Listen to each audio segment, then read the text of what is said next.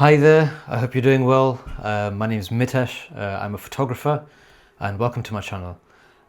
Today I'm going to be basically showing you some behind the scenes on how I shoot a product for a client.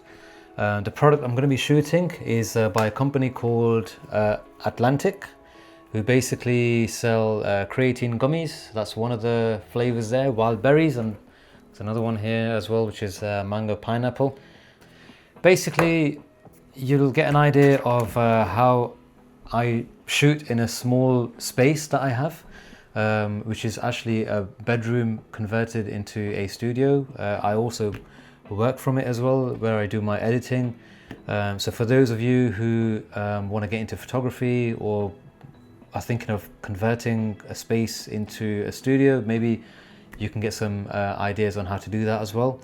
Some of the other things that I'll probably talk about is obviously my version of behind the scenes. A lot of the time people see the final image that's executed, commercially, but there's a lot that goes behind creating that image. So I wanted to share that with you. You'll also get an idea of some of the equipment that I use, because obviously in a small studio space, space is obviously important.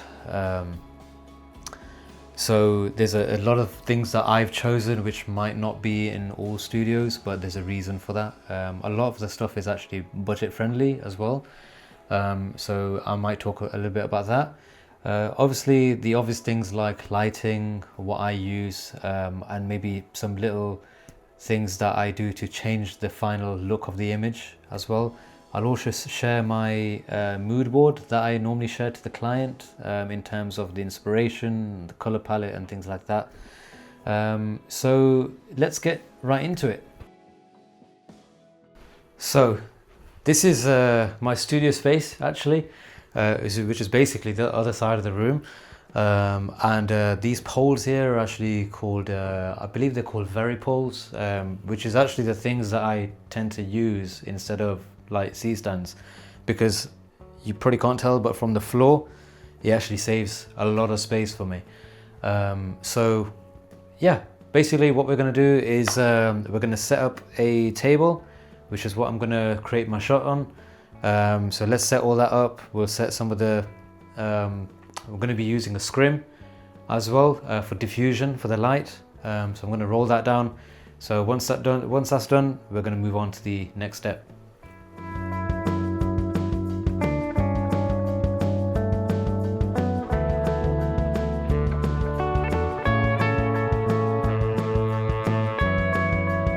So if I've done this right, I'm going to be sharing my mood board on the screen for you. So on here you should be able to see an inspiration of things that I've gathered, of mainly the color palette that I'm going to be using. Obviously the product itself is red and yellow, or maroon and yellow. So my thought process immediately is that I don't want to distract much away from the packaging, because obviously it's gorgeous packaging already. As you can probably see, the style of image that I'm trying to execute is sort of like an editorial cinematic version of this, which is quite common in the sports industry. Brands like Cadence, Arc'teryx, also Aesop, I think, which are great sort of inspirations for the look that I want to go for here. So this is the setup that I've gone for. As you can see right now, it doesn't look professional whatsoever. So what I've gone with is a tote bag, which is just a basic tote bag, putting the products inside it, and the aim is to sort of just capture this region here, obviously. And the idea is that you can carry these products anywhere you go, because they're creatine gummies. You can have them on the go after the gym. A tote bag obviously emphasizes like an everyday carry. So that's the story that I'm trying to tell here. The light that I actually use for this one is the AD400 by Godox, and the light it works for me because it's wireless, so it works off a battery which I basically charge.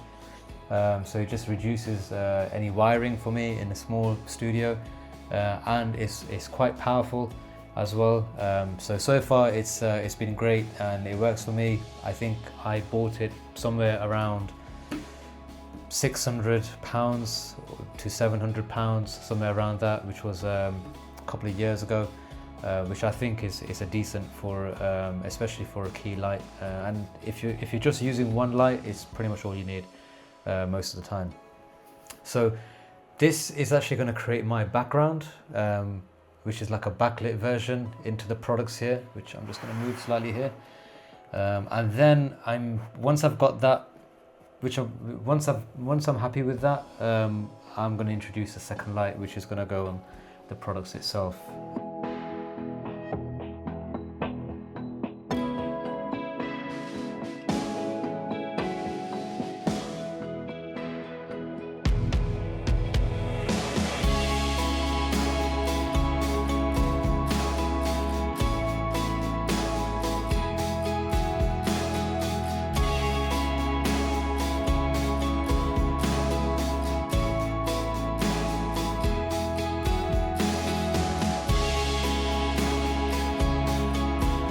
Right, so that's the end of the shoot.